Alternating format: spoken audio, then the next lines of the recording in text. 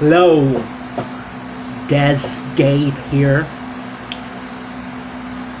and with Dez-Paranormal, and I'm gonna be showing you and sharing with you all some haunted items that were part of hauntings in cases that I experienced with.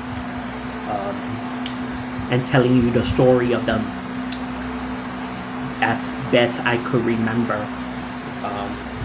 or as best I can tell the story without giving up, exposing the people too much. Because at the end of the day, I can share these stories with you all, but I still gotta keep the privacy of the people. Most people who go through this experience, through these hauntings, they don't want their names out there because they fear getting joked, seen as a joke. They fear their boss learning and hearing about this, and their people at work and all their peers.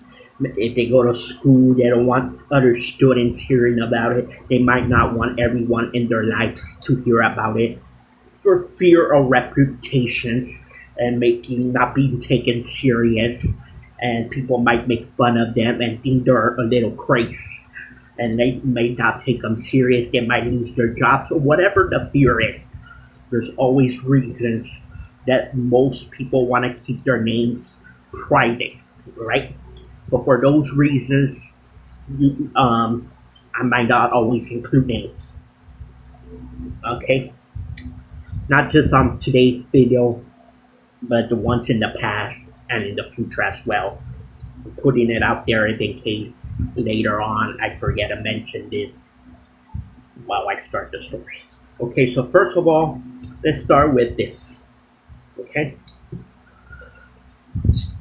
These sunglasses belong to a man. And what happened was, through the haunting, he would wear the glasses, right? He was a construction worker, so he was working a lot of times out in the sun during daylight, and so he needed some sunglasses, right? While he worked, sometimes long hours, 10, 12 hours during the day shifts, right? So he wear these sunglasses. He will experience hauntings at home, but he will also experience hauntings with these sunglasses when he took them with him. I mean, not all the time, but a few occasions. A few occasions, these sunglasses were part of the haunting experience. Let me tell you, he would see faces through these sunglasses, and demonic and spirits of all kinds. He would see it through these sunglasses. He would take them off at times, and they weren't there. Right? I'm not gonna wear them. I'm not gonna wear them because I don't know what I might see if I wear them. There's a chance that whatever demonic force or spirits were lingering around these glasses, there's a chance that they left the environment of the sunglasses, but there's also a chance that they can return to one whenever they choose, just like that. So yeah, that was his haunting experience. A lot of it was at his home, but a few occasions were in relates to the sunglasses. So these sunglasses play a role in his haunting, to the point of him. One day he was working at a construction site wearing the sunglasses. He saw something so frightening, it distracted him, and without realizing, he ended up accidentally cutting off his middle finger. Of course, he went to a doctor and everything, so that has been one of the stories that relates to these sunglasses. So now I have them to keep them away from him, and keep it away from anyone. Okay, so that is the story of the sunglasses.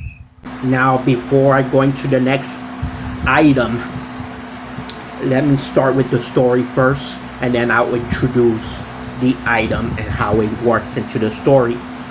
So there was a teenage girl. She had messed around with a Ouija board, and guys, let me tell you, I would estimate, if I had to take a guess, about 80% of haunting cases start because somebody was fooling around with a Ouija board. You do not do that. You're not supposed to mess around with a Ouija board. Guys, don't be mistaken. Not every Ouija board occasion is going to give you a haunting. But why risk it? Don't take the chance of experiencing a true haunting just because you want to play around with a Ouija board. Yes, it's a game, but it's a very bad one that leads to trouble about 8 times out of 10. Guys, especially if you have a weak faith, okay? That being said, I'm going to go into the story. So the teenage girl messes around with the Ouija board, and she starts talking to a spirit that she kind of becomes close with and becomes friends with, the spirit who makes her believe the spirit is of another teenage girl named Mandy, okay? So they talk through the Ouija board, they communicate through the Ouija board, and she tends to believe they're formed some kind of friendship with the spirit, okay? Now, while my group was investigating the case, because after messing around with the Ouija board, she experienced some hauntings that started out slow and it built up and escalated to the point where it was so horrific, right? So while we're investigating the case, we're at the home. Now she has a little brother. This teenage girl has a little brother. And this little brother will play with this dinosaur toy, right? He had a dinosaur toy. It's this one right here. So he has the dinosaur toy. And we're all there. And this is just sitting there on the dresser, on top of the dresser, right? We're all there. It's silent. Nobody's talking. Everyone's processing information and they're getting their thoughts together, right? And out of a sudden, you can hear the manifestation of a dinosaur sounding roar coming from around the dinosaur figure here. And then we can actually hear voices manifesting from around the figure, the dinosaur toy. We can hear voices from around this dinosaur toy. Then this dinosaur toy is standing right there on the dresser. All of a sudden, it moves like this. Exactly like that. On its own, it moved. I wasn't the only one that experienced this. There's members of that family who saw that, and there's members of my team, my paranormal team, that experienced that. So that is the story behind this dinosaur toy. It has a little event to do with a haunting. So because of that, everyone was scared to keep this dinosaur toy at their home.